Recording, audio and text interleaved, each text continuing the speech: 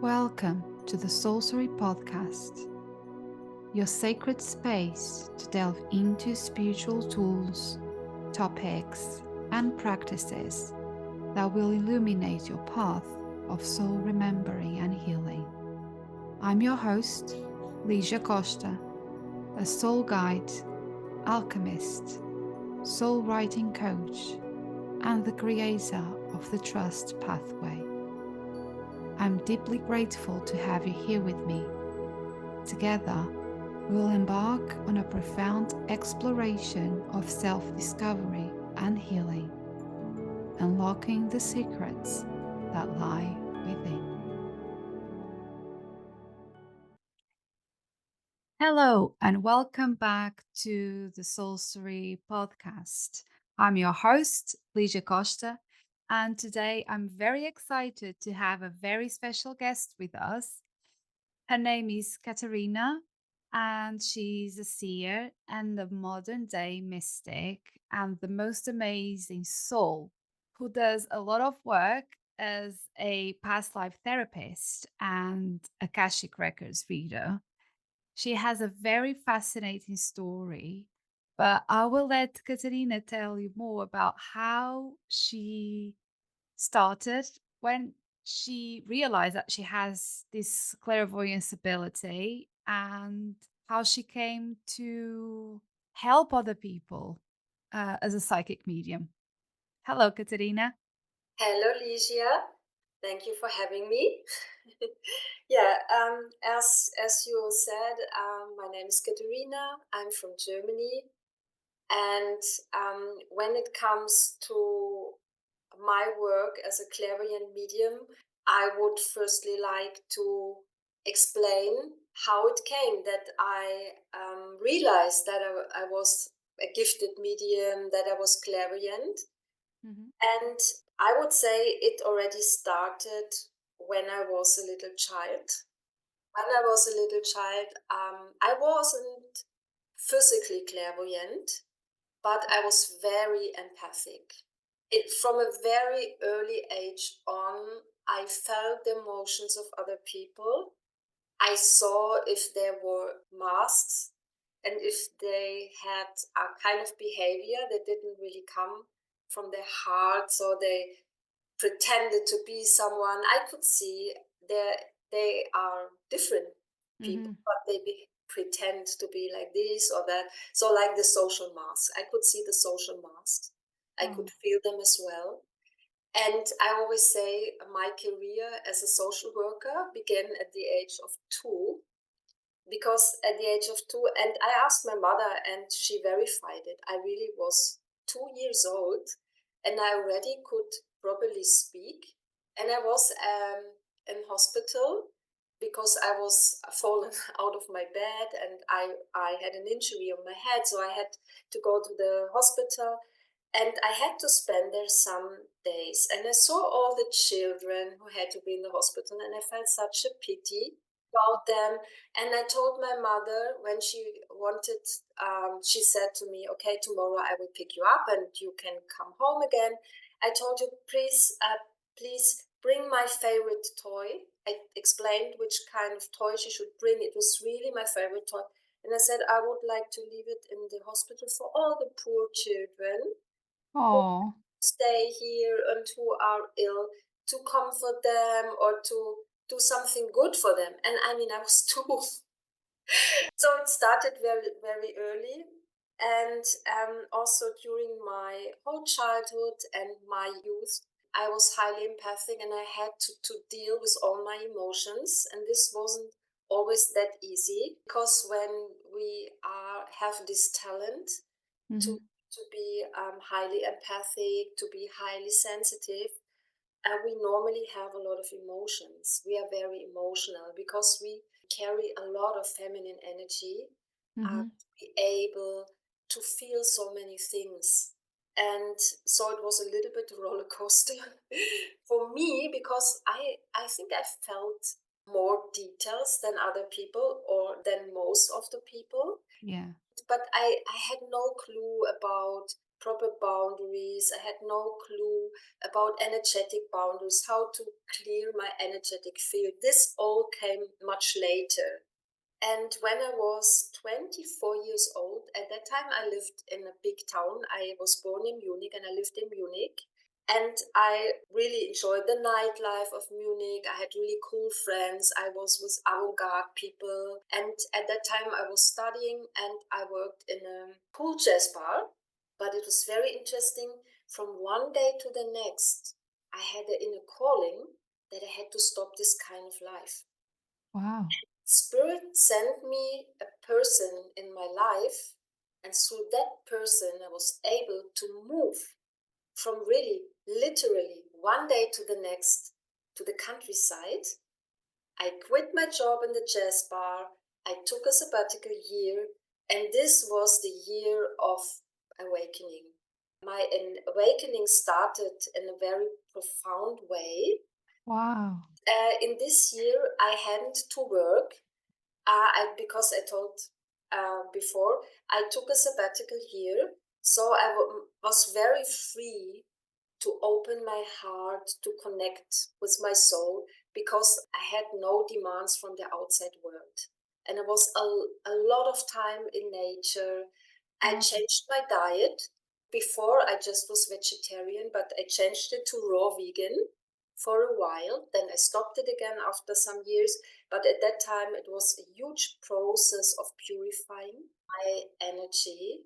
And 3 years later, at the age of 27, I became clairvoyant. Really, from one second to the next, my sight opened, and I saw a former life of myself by meeting a person whom I knew from a former life.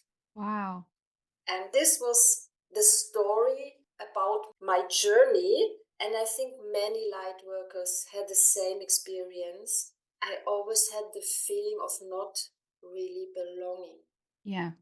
I think you also know it, and I think many listeners also know this when they are light workers and healers, that Hmm. we are not, that we don't really belong into this world, and this also can make us feeling lonely. I absolutely relate to that. As you know, I had a very difficult childhood and I never felt like I belonged to the family. And then at school was really hard with the bullying. So again, I didn't felt like I belonged there either. I didn't felt that I belonged to a group of friends. I was just like being thrown back and forward, trying to fit in, hiding aspects of myself, like personality traits, because I thought if I show this, people will not like me, people will judge me. Even the land. I love my home country. I'm from Portugal. I love my home country. It's a beautiful country, by the way. But I never felt like I belonged there. And when I met my now husband, kind of had this long distance relationship. And when he invited me to come over to the UK, I didn't feel it wasn't for me. It was a straight yes. My whole body said yes. I was so ready, even though my English was so poor. I couldn't speak. I had no experience, with work. I was 18 at the time, so I only like went to school. But yeah, absolutely agree with what you said. I feel like a lot of people that are light workers or that have this sole mission to come here and be of service and help people in this very, very divine way, they don't feel they belong. And that's so true. And then many of us try to adapt to Mm, society, to our friends, to our family, to our mhm. parents. And the problem is that we lose ourselves a little bit, or Oh, that we yeah. separate a little bit, or even more, it depends, from our soul, from the calling Yeah. of our soul. And I'm very glad that, because I also was in this process, that I thought I was wrong because Mm, all other people were different and they didn't want to hear my wisdom. Because when I tried to tell them, you are not really yourself, I was silenced. Nobody wanted to hear this. Adults didn't want to hear from a little child if they are authentic or not. They didn't understand me. Wow. And but I never lost the inner truth that one part in me always knew, or Mhm. always knew the truth, or always was able to listen to the language of my soul. I'm very grateful for this, because through that I was able at the age of 24 to just leave everything and to move from the town to the countryside and to take this sabbatical year. Because here my soul really told me the time has come. Wow. Start the new phase of your life. Now the time of awakening, proper awakening has begun. Wow. And when it comes to former life, the first former life that I saw was in a dream at the age of 15. I had a dream, and I still remember that dream like it was last night. And this is also a sign when we have dreams that we Mhm. never forget. They really come from our soul. They Mhm. come from our soul's path. And we know it. They have a different kind of energy. They do, yeah. And if we speak about this years later, it's like it was yesterday, because we still know all the details. And the same, at the age of 27, my sight opened. And what I Mhm. saw there, it was over 30 years ago. I still can describe every detail. I didn't forget any detail, what I saw and the whole situation and so on. And if Wow. you want me to speak about this, I can explain Oh, I would what love happened to. there. Okay, at that time, I told before that I took this sabbatical year, Mhm. and then I took two half sabbatical years after. That means that I just had some nice jobs. So I was very free at that time. Wow. And one of my jobs was working in a nice parlor, selling ice cream. It was by a lake. Oh. It was very nice, and I had beautiful colleagues. Some of them were students, and I had an amazing time. And I think spirit arranged it for me, or my soul arranged it for me, that I had that much pressure from the outside world, that Mhm. my soul could be free and could unfold. And I needed this freedom to properly awaken.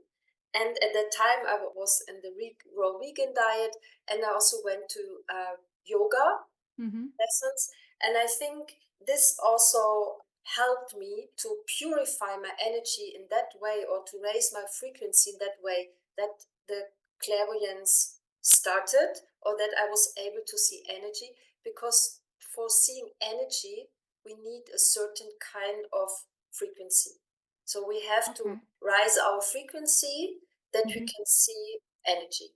And beside the ice parlor, there was a hair dressing salon, and there was a young guy nearly my age.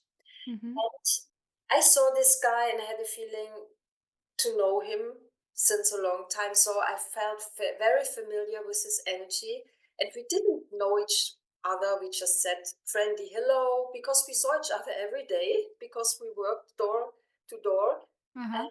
And one day he came to the ice cream window. I know it until it was yesterday. He bought a cube of chocolate ice cream, and I Oh. handed him the ice cream over through the ice cream window.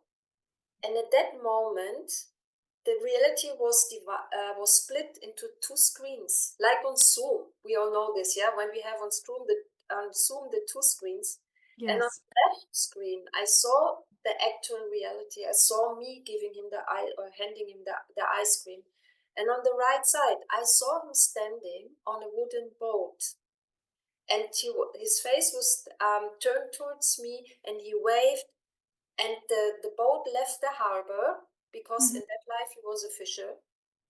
And I became so sad, and I knew, oh, I won't see him again, and I won't see him again in this life. Something really bad will happen to him. He will have an accident. I knew this.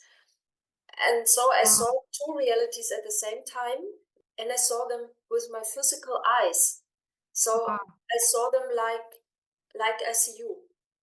I saw both reality like I see the actual reality. So it was very physically in a way.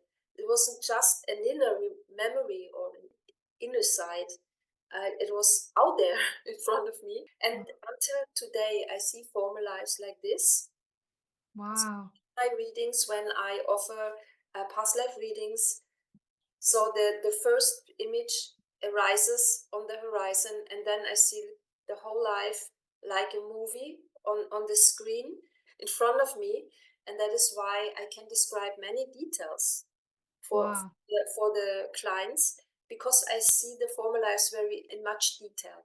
We can put it like this, and then through this memory or through this sight, I went through the whole life, because in this life I experienced trauma because Mm. I lost the person whom I really deeply loved, Okay. because he got lost on the sea and he didn't come back.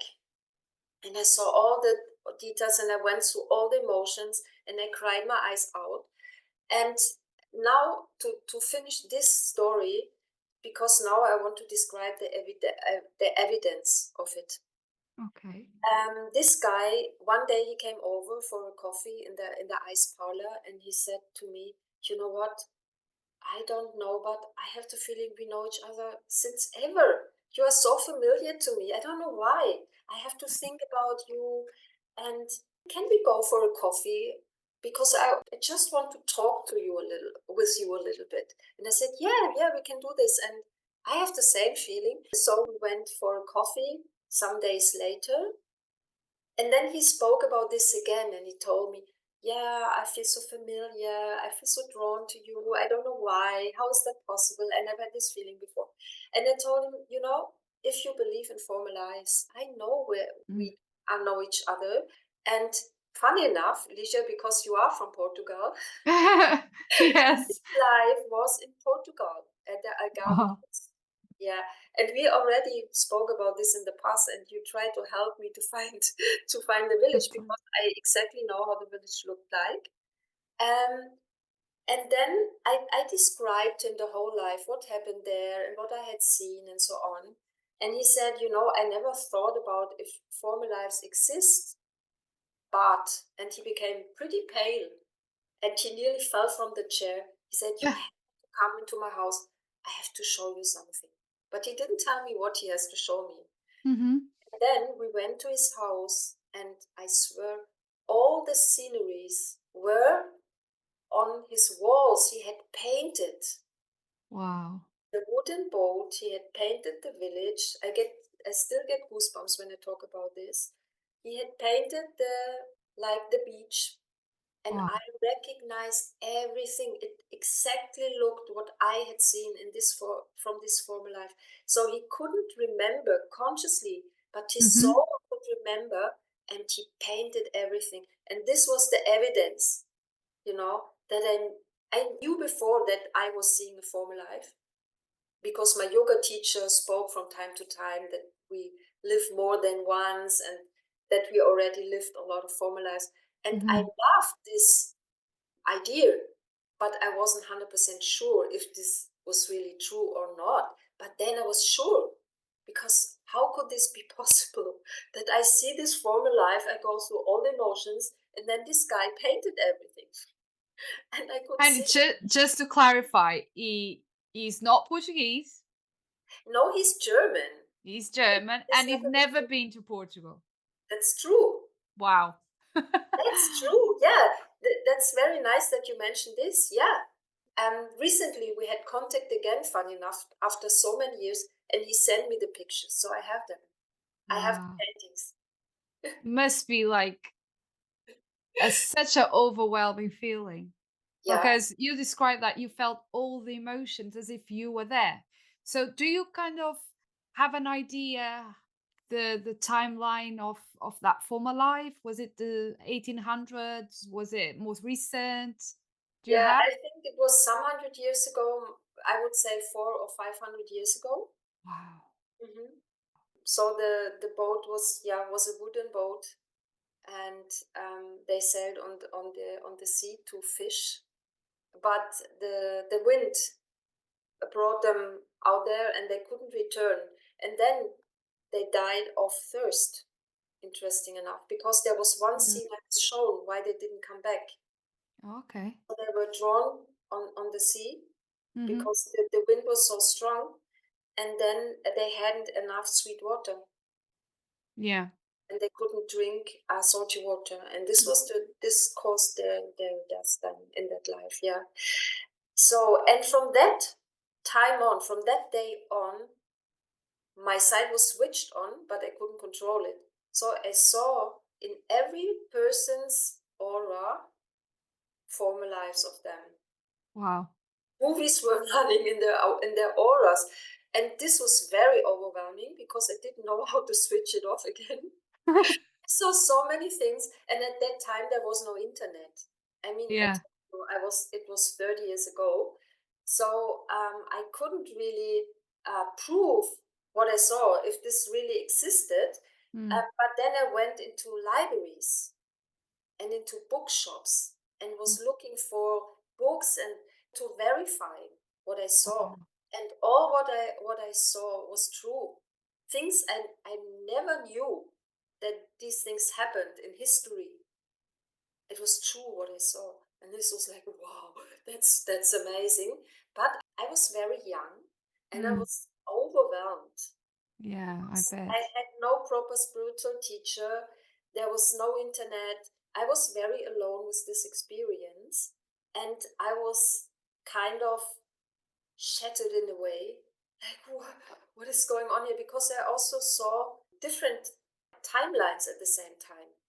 Wow. So I had one experience. I was at a railway station, and here the screen was split into three time zones.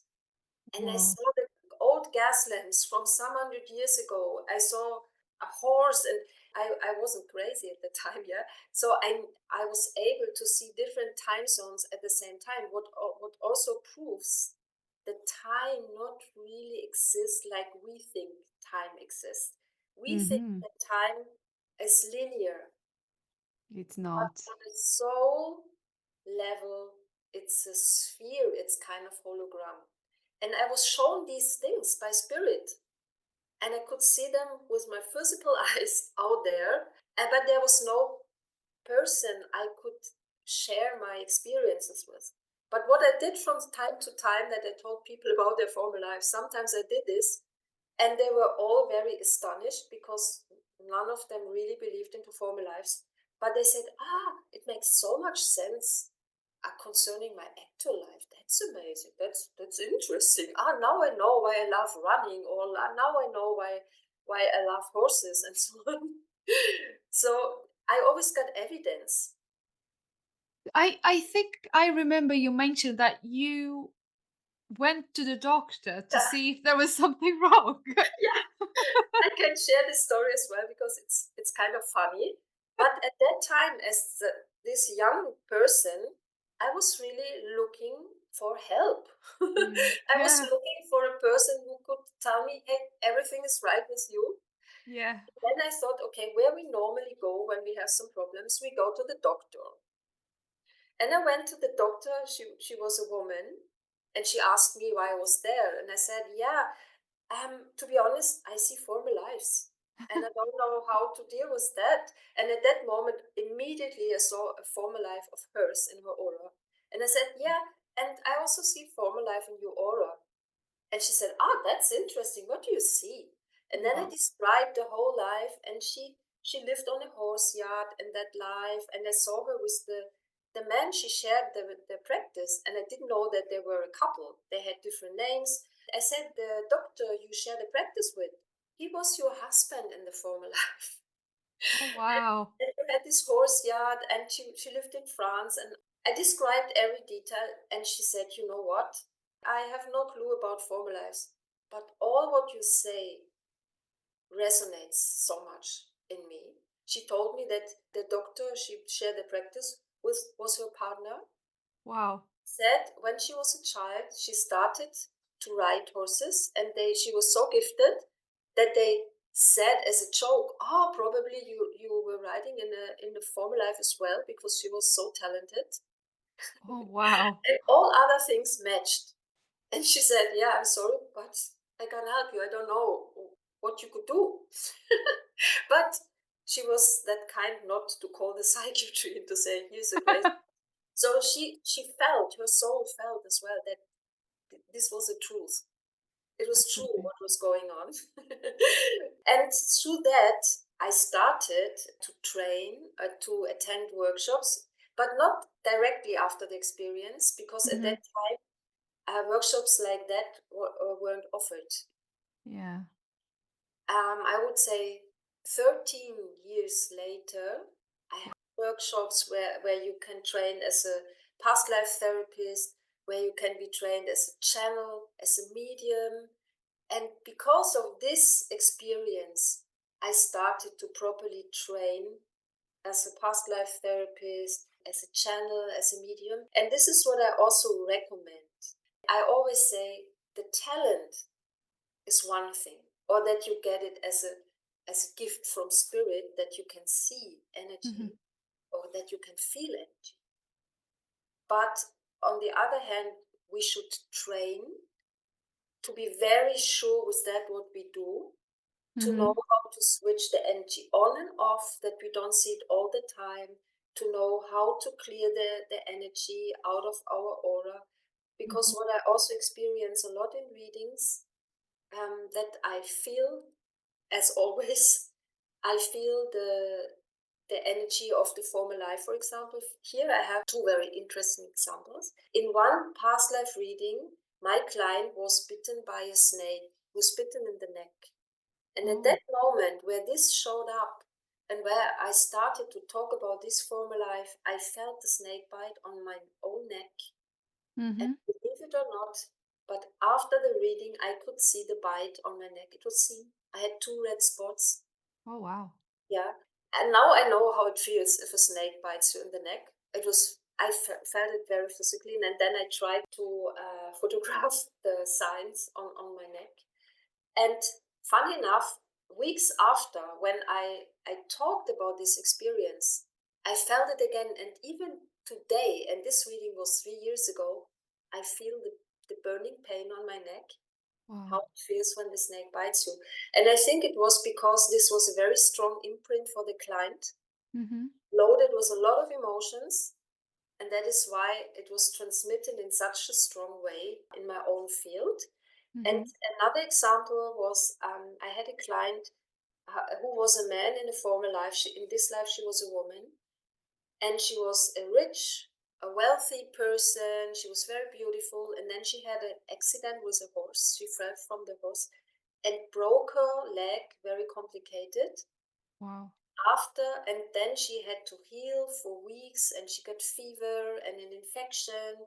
And during that healing process, her girlfriend left her in that life and became the partner of her best friend. She lost her whole life in a way, and after the accident she couldn't properly walk anymore, so she was handicapped. Oh. And this had also a huge load of emotions, because like she had lost her whole life. Mm. And before that, she was so happy, and after the accident, she really got depressions and so on. And the energy came up, and the energy had to be healed, and so on. And after the reading, I got up and I couldn't properly walk. I Wow. lived for 3 hours. I had taken on the energy, and because of this, we really have to learn and to know how to clear the energy out of our auras after giving Mhm. reading, how we can be able to set proper energetic boundaries and Mhm. still read the energy, but we don't have to become the energy. That's And so powerful. yeah, and sometimes it still happens to me, if there is a huge load of emotions, then it can Mhm. be that it's transmitted to my energy and that I Yeah. feel physically. The same with psychic mediumship. When it comes to readings where I deliver the energy of deceased Mm. relatives, friends, partners, and so on, it can be that I feel their symptoms Mm-hmm. they had in their life in my physical body, or also the cause of death. And Wow. after such a reading, it's really important that we know how we can let this kind of energy go, how we can clear our energetic body. And this is what I really learned in all those workshops that I attended, because Yes. to see the energy, this wasn't my problem. This I had to learn. This I already knew. But Mm-hmm. how to deal with the whole thing, Exactly. this I had to learn. Yeah. And I think even those people that are not really consciously aware that they have this gift and that they are very empathetic, they can feel other people's emotions or even the environment. If the environment they walk in is very heavy and they kind of feel the energies, it's negative and they absorb other people's emotions, if they are not really conscious about this skill or this gift that they have, is really difficult and overwhelming for them to then distinguish if what they are feeling is actually theirs or if it's other people's emotions. And I say this because until I was aware that I was an empath, I didn't know. I always thought that I was very sensitive because I grew up with everyone saying how a crybaby I was, how sensitive, like they couldn't tell me anything. And I would get really like heightened emotions very quickly. And I didn't understand why. Well, I always thought was something in me. But many years later, when I did realize that I was actually an empath, then it made sense why sometimes my mood would just switch and I didn't know why. And then that will carry on for days. And that's when I was told it's really important that you create energy boundaries and that you clear your energy field. I didn't know anything about this. And I believe many people feel the same way. If you were born empathic, if you were born a light worker, I believe these kind of workshops or courses will benefit as well. Someone that, even though they don't do the psychic mediumship and do this as work, at least would help to teach people how to clear their energy fields and how to distinguish, am I feeling my own emotions or am I absorbing other people's emotions? Yes, I totally agree. And it's very important that you talk about this, because I had it my whole life, you had it your whole Eh, life, and many mediums, empathic people have the same. mm, And as you said, if we are not aware that we are highly sensitive people, mm, we don't really understand what is going on, or we react too emotionally yes. on outer circumstances, and we need days and days and days to cope with Yeah. our emotions. And what we have to learn is how to balance the energies out, Mm, how to, as you said, set proper energetic boundaries, mm, and how to clean our energy field. And I, for example, I didn't feel comfortable with energetic boundaries, because I said, yeah, then I don't feel people anymore in the yeah. way I normally do. Because for me, it was the seventh sense. I Mm, got a lot of information about people through my high sensitivity. And I thought, if I would numb this, hmm. would set the energetic boundaries, a sense would be missing. Yeah. So I really had problems with that. And then in one workshop, it was about boundaries, and we should create boundaries in a physical way. So I used pillows for it. So we really should do it with pillows to really embody this. And you know Wow. what my boundaries looked like? Yes, like walls. One pillow, then there was a distance to the next pillow. This wasn't really boundary. It was like a fake boundary that I had created. And the leader of the workshop mentioned this. He said, you have a funny boundary. Everybody can walk in. And then he walked into my circle that I had created with the pillows. And he said, Wow. how does this feel if I just walk in without Mm, asking?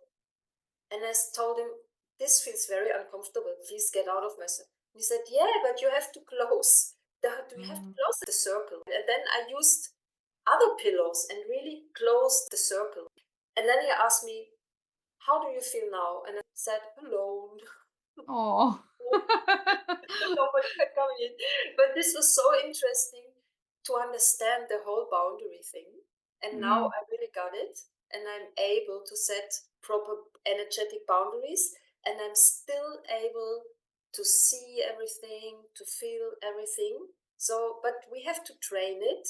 yes. And what you also mentioned, and I had the same thing, if we feel the emotions of others like Mm, our own emotions, what is the side effect of this? We feel very responsible for other yes. people because we feel their emotions like they would be ours. Yeah, And then we are drawn to help them to fix their problems. absolutely. And this is also very important that we understand we don't have to save other people. We can help them, we can mentor them, we can consult them, but it's not our responsibility to save others. And I think most of the empaths have the calling to save other people. Absolutely. And Yes. this I also had to learn and to understand that everybody has its own or has their own responsibility. They chose their life as it was or their life as it is because of Mm-hmm. their decisions they made. Mm-hmm. Yes. And even though the decisions were perhaps subconsciously created, Mm-hmm. Yes. I never say unconsciously, because if something would be unconscious, that would mean there's no consciousness. True. But a subconsciousness has a consciousness. You know, Yes. it's not connected with our daily consciousness. We don't really know what we are doing, but on one hand, a part in us exactly knows what is going on. Exactly. That's why I always speak about the subconscious mind. Never say it was unconscious. Yes. Yeah, because unconscious means there's no consciousness. Exactly. Yeah, I agree. Yeah, and here we come to a very important topic and to the sense of readings, because our karmic cycle is stored in our subconscious mind and in our karmic field. And normally, if we don't remember our former lives, we don't have access to the patterns that were created or belief Mm-hmm. systems that were created in the past lives. I don't Mm-hmm. say past life because we have many past lives. All the traumas that happened there, but also all the good things that Yeah. we experience. We don't have a conscious access to it, but that doesn't mean that the energy is not there. The energy Exactly.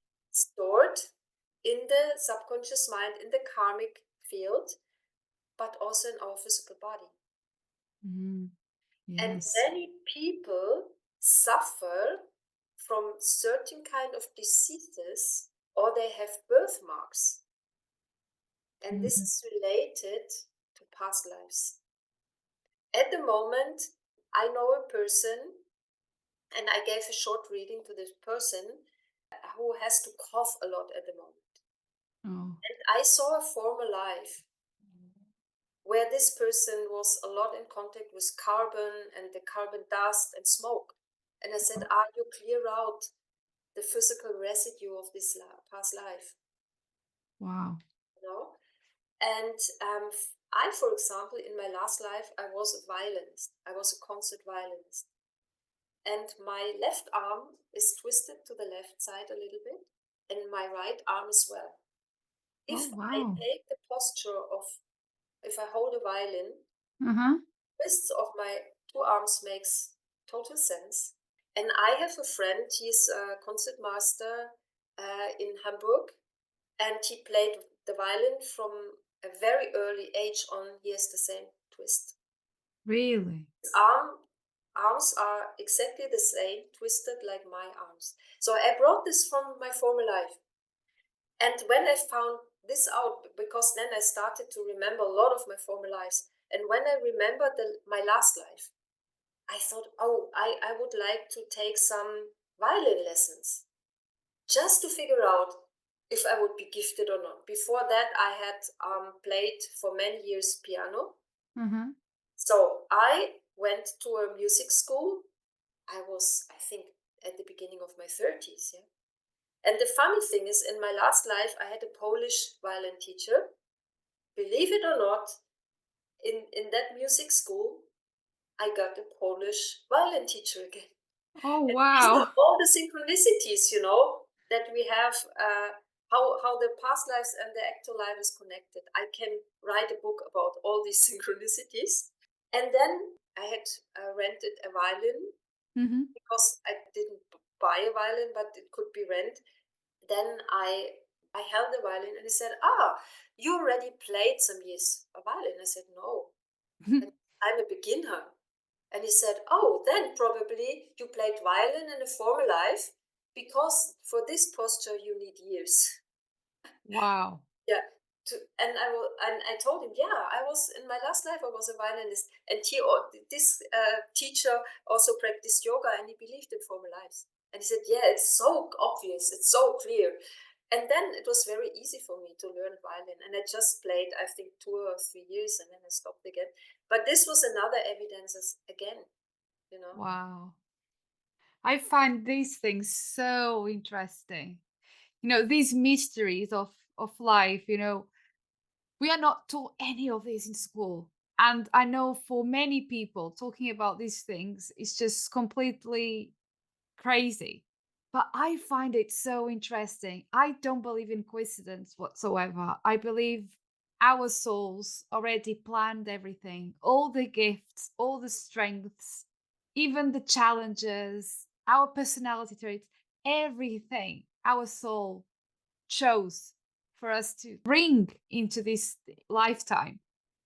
Yeah, Yeah, I found this so very interesting. And you were talking about our karmic cycles and we not being aware of our patterns and our cycles that come from former life, and that we have no responsibility for the behaviors of other people.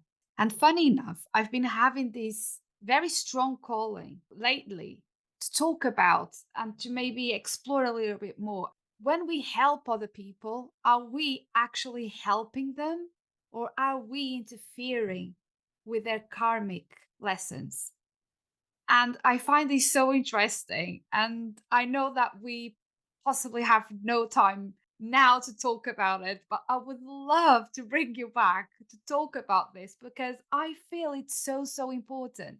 As you said, most of light workers and psychic mediums and mystics, we come with this very soul urge to help others. And it's such a fine line between helping someone and saving someone, being of rescue. And also, yes, I believe there is some sort of conditioning from our families and from our society that expect us to look after and be responsible for our closed ones. For instance, in my example, being an older sister, there was always this pressure of me, even as a child, to look after my sister in school, defend your sister, don't let anything happen to her, and all of those things. But as adults, I think it's our responsibility to own up for our choices and don't blame other people or circumstances for what is panning out in front of us. But at the same time, for the empaths, for the light workers, for the mystics, it's so hard sometimes not to try and save someone without sometimes realizing, are we actually saving them or interfering with their karma and the lessons that they should learn this lifetime? yeah. Ligia, I would love to come back. Yeah, Yes, because yes, there is yes, a yes. lot to say about this, also from all my experiences from readings, but Mm-hmm. also from my experiences as a social worker, because I had a career as a social worker for 30 years. Wow. And I worked with mentally ill people, and I can speak very profoundly about this Wow. topic because I have a lot of experiences and insight about this. Yes, This, dear listeners, is done. Like Katarina is going to be back on the podcast so we can have a very, very profound conversation about karmic lessons and how we are actually interfering with people's karmas when we try to save them. yeah, and this is also related what it means to be an empath, to be Mm, empathic or empathetic, because that people who are empaths understand that they are empaths and what it causes in their lives. It's a very important topic. And what I also wanted to say, and what spirit tells us again and again, or tells my clients in the readings, and I'm also a trance channel for ascended masters, and they give us the information again and again how important it is, especially for light workers, for empathetic people, for mediums, to properly ground, mm, to center, to balance our energy, and to protect our energy. And because I'm able to see energy, I see it so often in the energetic field of light workers that they are not properly grounded. So mm, I always call them reverse triangles. And I spent nearly my whole life like this as well. So I was very open in the upper chakras, and mhm, I was very closed in the lower chakras because I didn't want to properly connect with this planet. mm, Because, as we all know, we live in dualism here. mhm. Many things happen that we, as empathetic people, don't really like, what really hurts us, and what we would never do. Yes. You know, for example, to poison the air, to put garbage in the ocean. And if we relate to this kind of information, we feel very sad about it. Mhm, You know, I also hear it in readings that people say, I don't want to be in proper touch with this planet, with all these horrible things that are going on this planet, with wars and everything. And this is the reason why many light workers don't really want to properly connect with the energy of the planet. And it has also to do with experiences that we made in past lives. And spiritual people mm. formerly experienced not that nice things when it came to their spirituality in the past. Oh, yes.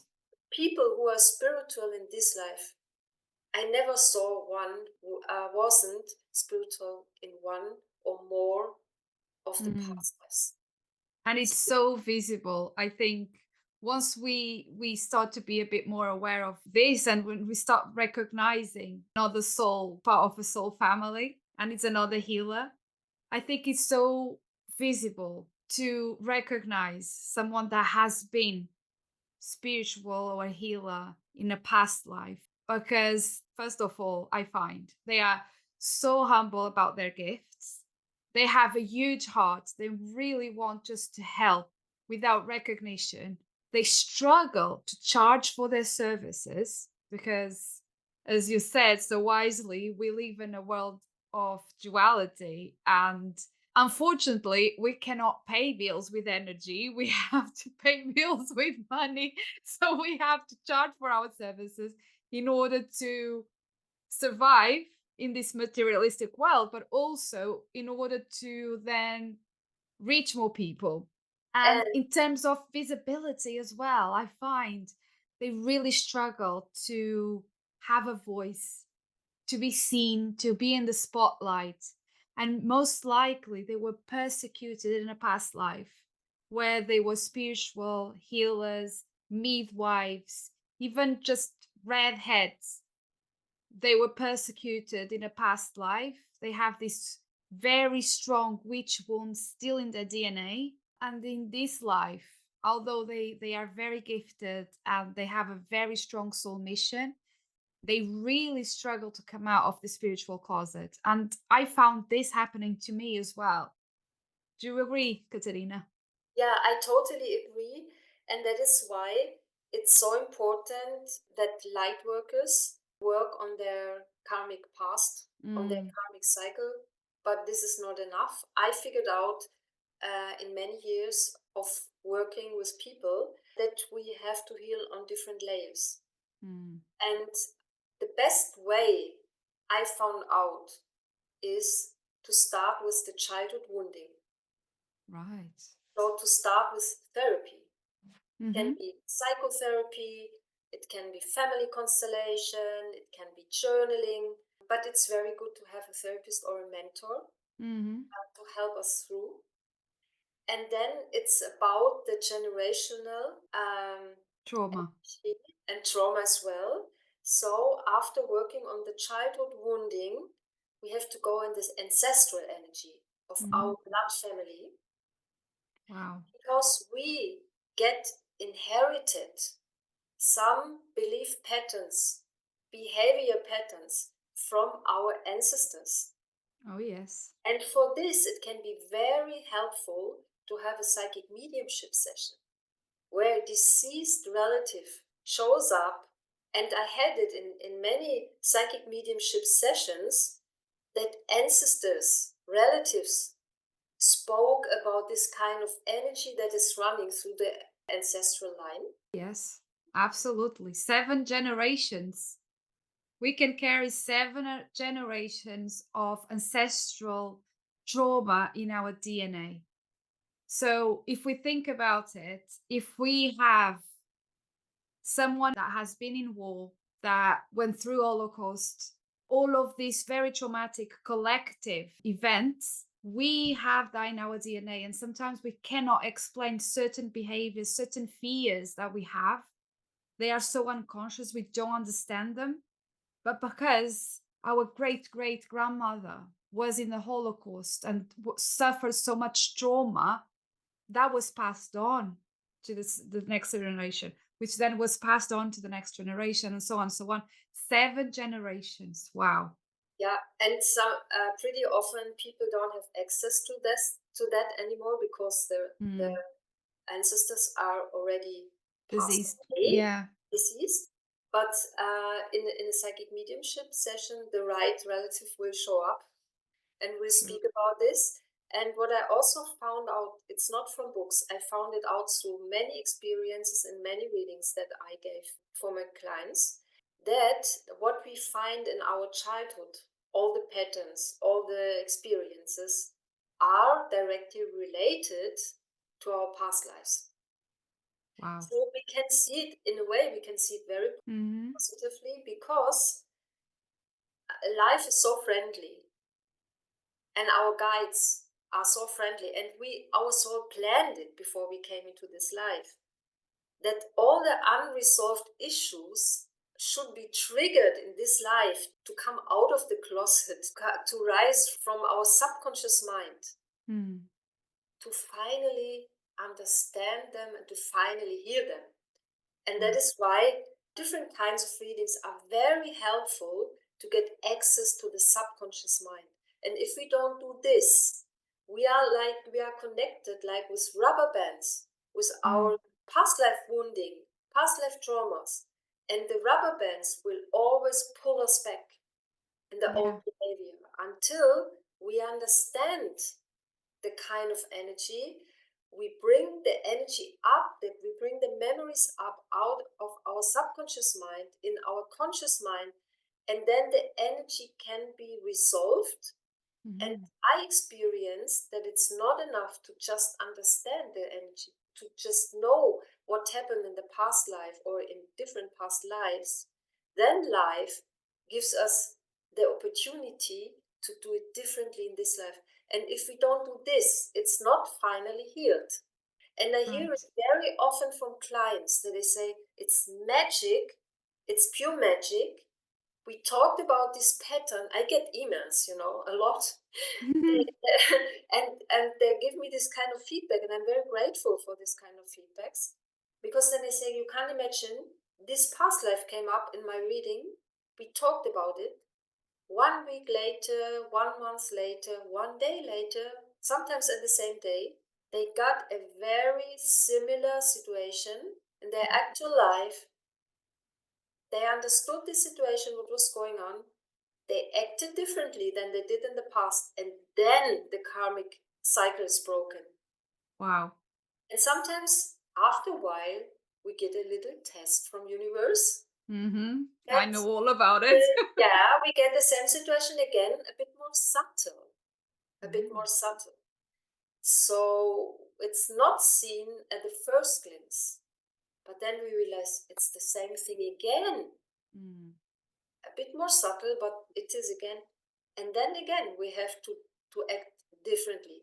And what I also found out that some doors just can be opened when some doors from the past were properly closed forever. Wow.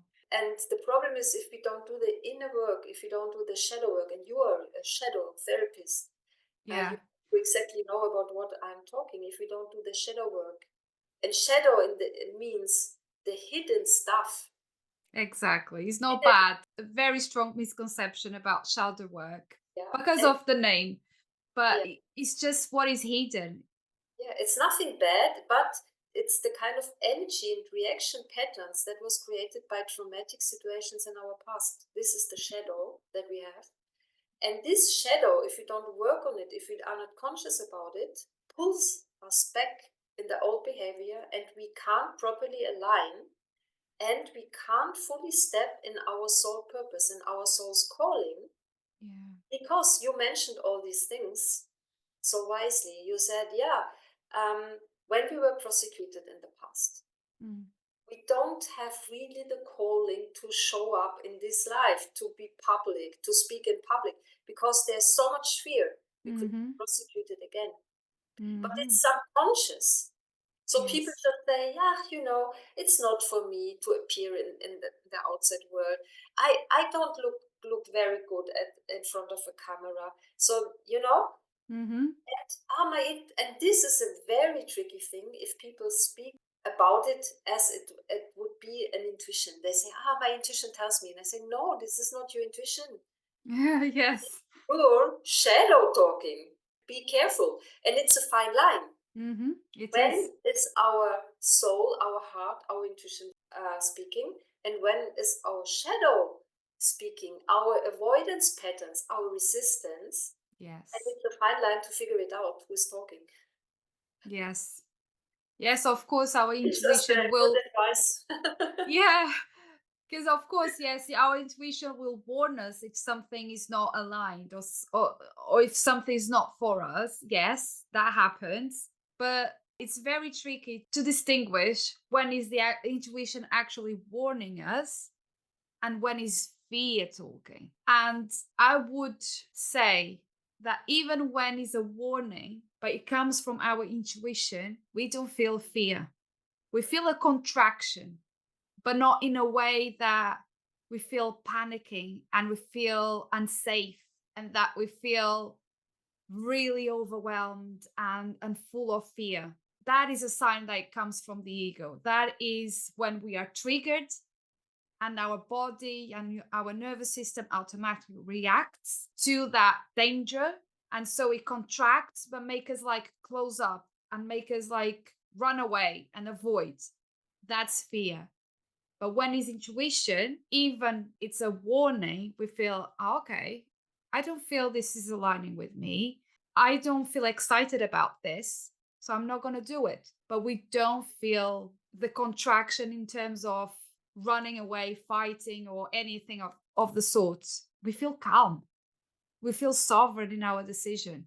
Yeah. And we have a certain kind of distance. And if we're triggered, we have no emotional distance. True. And yeah, and I would like to share, it came up in one of my readings. It was about the subconscious mind. Mm-hmm. And the personal guide, because when I give past life readings or soul readings, I see also with my physical eyes if they show up, and most of the personal guides show up, and then I can see them, so I can describe how they look like. Some of the personal guides hide. I don't know why. Then I just feel the energy, but most of them show up, Okay. and they look very different. They look very different. Yeah, that's also a topic for itself. And it was about the subconscious mind, and it said to the client, you know, It's not that easy to work on subconscious pattern because they are subconscious. Yes. How can you know your subconscious energy, your subconscious patterns that you brought into this life, or you also experienced in your childhood, and then you suppress the energy and you're not aware of it anymore? How can you get access to it if Yeah. it's subconscious? You can access it through a reading with Mm-hmm. a pure channel or pure clairvoyant medium. Mm-hmm. They will tell you, but you also can get access to your subconscious mind by looking into your life. Wow. Which kind of people surround you? Mm-hmm. Which kind of problems do you have in your life? Which kind of situations repeat again and again? Mm-hmm. And what triggers you the most? Or what triggers you in general? Yeah. On what do you react very emotional? Mm. And then you see everything. Because this is the energy that you attract in your outside world Yeah. connected to the subconscious mind. And that is why I speak about the subconsciousness, Mm-hmm. because there's the law of attraction, Mm-hmm. that the same and the same energy come together or attract each other. Yes. So what you don't like in your life has to do with your subconscious mind. Some resistance, trauma, injuries, and so on and so on. But the same way, the other way around, when we talk about Dharma, Yes. um, all your talents that you brought into this life Yeah. Absolutely. normally are also connected to your past lives. And when we do the inner work, and the more we heal and release our karma, the Mm-hmm. more we live in dharma in this life. We don't create a new karma again, or perhaps Yeah. some good karma because we have other people to heal, but then we live the positive sides of our karmic past more and more, and then we let ourselves guide from our soul's energy, from Mm-hmm. our high self, and then we will be able to fulfill our soul's mission, why we have come here into this Yes. life. And our soul mission, and I know it from many readings because the guides talk a lot with the clients about their soul mission, why Mm. they really came here. Yeah, we came here to heal, we came here to let some things go from the past, but we came here because we have a mission. Yeah. And the more we heal, the more we are able to bring our soul's mission into reality. And this is also a topic for itself. What happens if we have dissolved our karma and if we live in our dharma? So in when we have not all these blockages, all these like sufferings, Mm. doubts and everything in our life, we have a lot of space for creating things, for example, and Wow. for creating the life we want to live and what makes us the most exciting and what we love the most. Then we are able to manifest this. But for this, we have to do the inner work. Just to attend the manifestation course is not enough. Exactly. Heal, heal first. That we are, that we have the opinion we deserve what we dream about or what we want to reach in our life. And I'd like to ask you, as a past life reader, and maybe through your readings or through your experience, do you believe that it's never too late to heal our karma, or we have some sort of time frame before we pass away and go into our next reincarnation to heal our karma? It's never too late until the last breath we take. And Wow. recently I gave a reading, and I would love to talk about this as an example. Mm-hmm. A life showed up where this person was an Orthodox Jew, and he had a daughter, Mm-hmm. and the daughter fell in love with a man, and this man was a Jew, but not an Orthodox Jew. Mm-hmm. Yeah. So my client didn't allow his daughter in the past life to marry this man whom she loved, but she did it anyway, and she broke contact with her family. And I didn't know why this life came up in the reading, but I always trust and I always know the right life that has to be healed or has to be talked about comes up or shows up. And then the client told me, oh, in this life, I married a Jew. And I said, oh, that's interesting. Mm. And we had a daughter together, and my husband wanted my daughter to go into the Hebrew school. And my daughter didn't want to go there. And I helped her against her father not to have to go in the Hebrew school anymore. Wow. And it was the same soul, the daughter from that life Uh-huh. and the daughter from this life. Okay?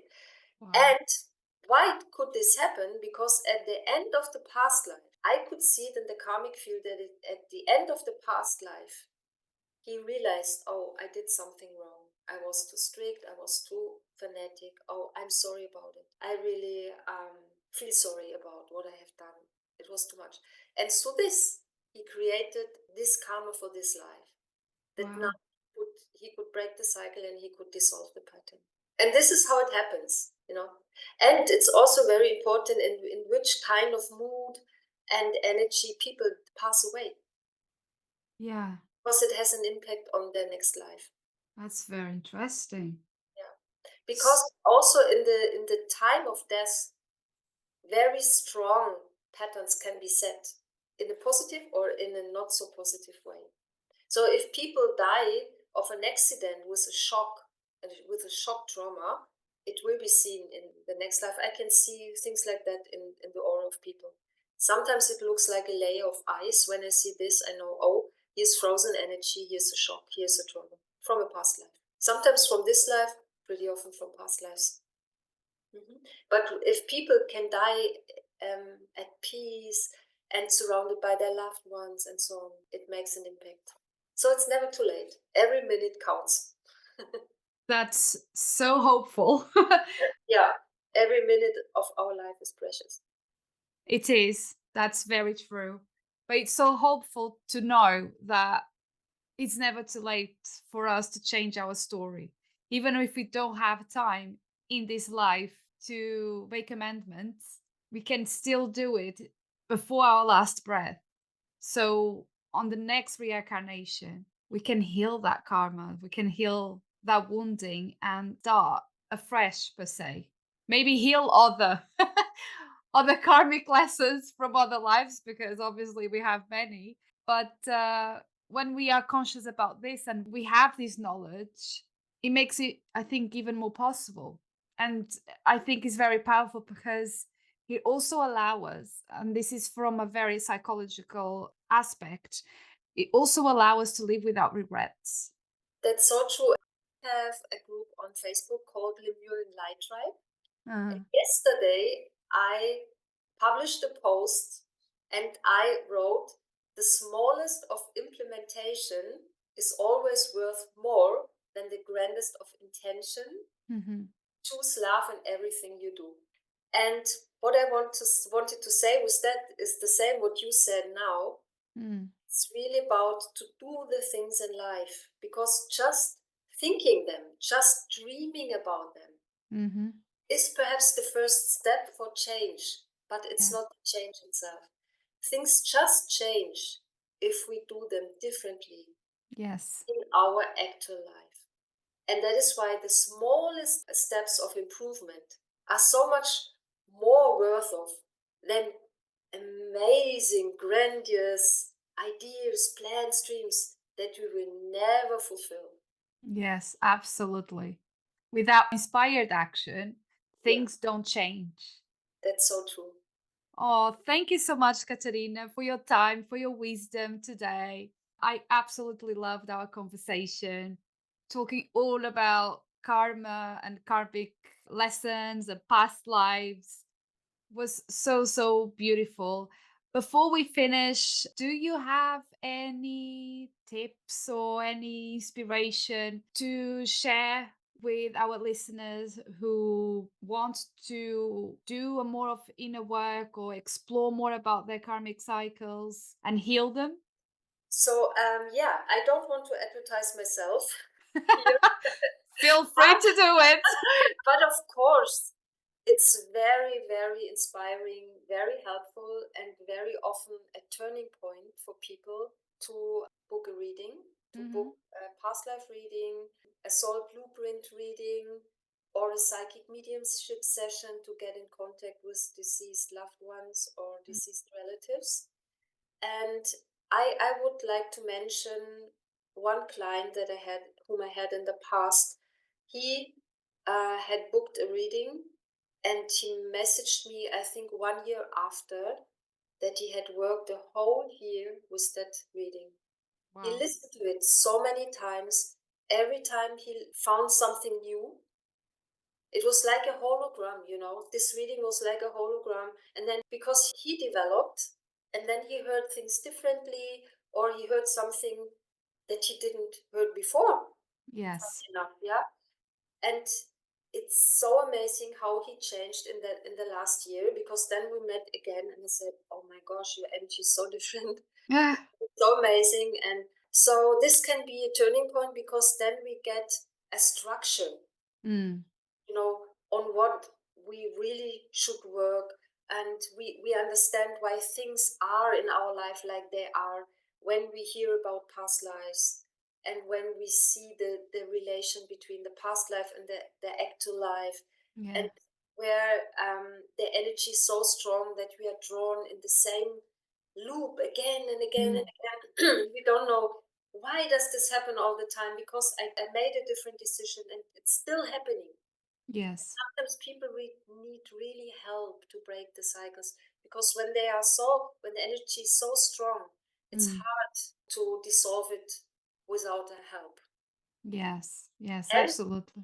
I recommend journaling, and you are the journaling therapist, and you created, and this is also not an advertisement. Um, we didn't we didn't plan this, No. but Ligia created a beautiful journaling card deck, and I myself, I bought it, I ordered Oh, it, and I work a lot with it. Because I always say, and I know it from so many readings as well, cards never lie. no. If we draw cards for ourselves or for others, spirit helps us to draw the right card. Mm-hmm. And then you can draw a card and you can journal about a certain topic, because journaling brings a lot to the surface. So So start to much. journal and book a reading and have a good schedule for your day. Mm.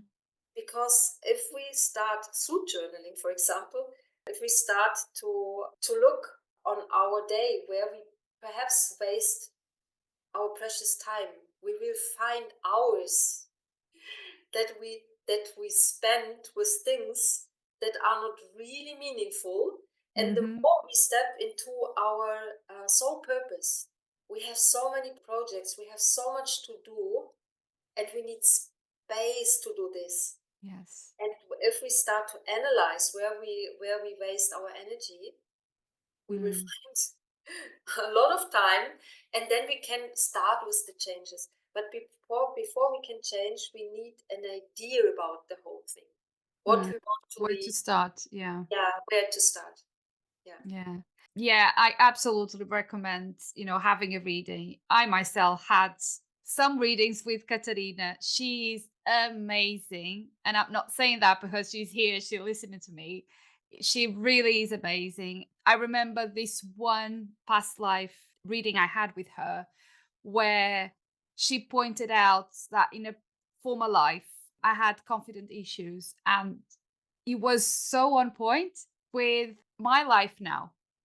And that reading was last year and was when I was starting to really come out of my spiritual closet and embrace my soul gifts. And I wasn't confident at all.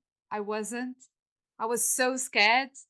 And although when I booked the reading, I thought, yes, I'm going to book the reading, not with the expectation that's what she's going to pick up, but was like maybe some sort of pattern or some sort of wounding I have around receiving money or being worthy of receiving clients and making this business work.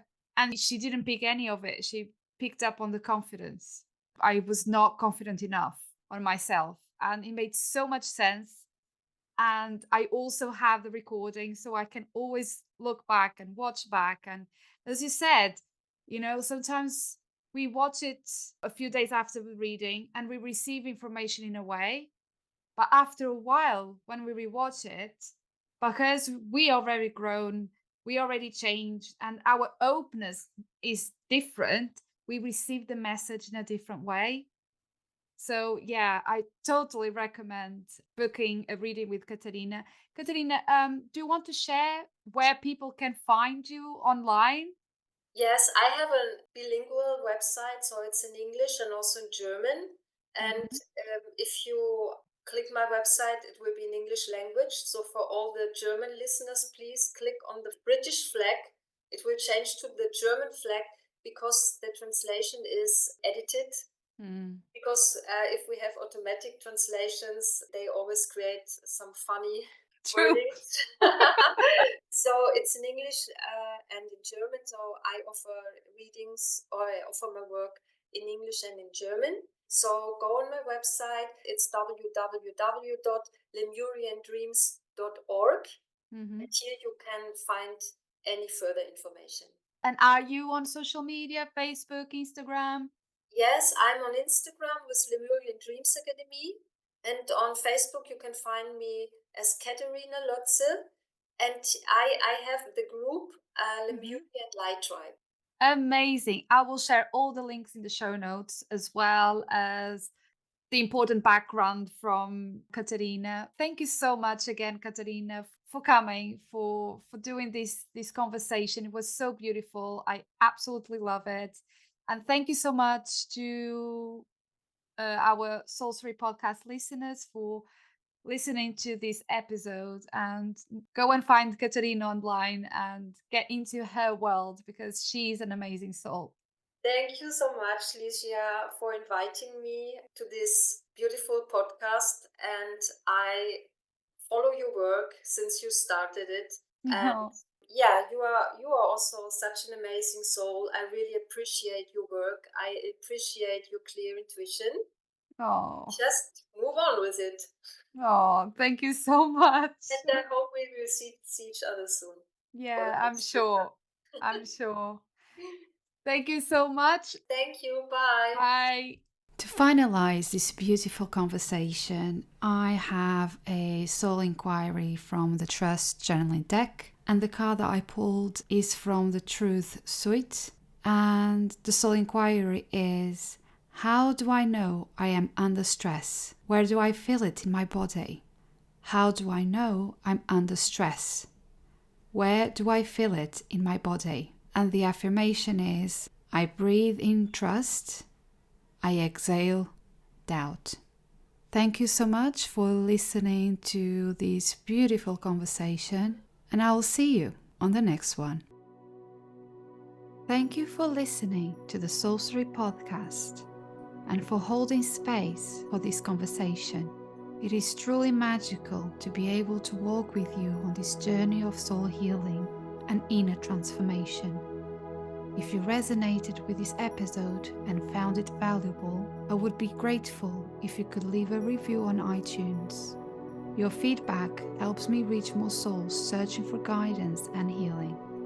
For more guidance and soul wisdom to support soul awakening women through the journey of alchemy, please visit my website www.ligiacosta.co.uk. Love and healing to all. See you on the next one.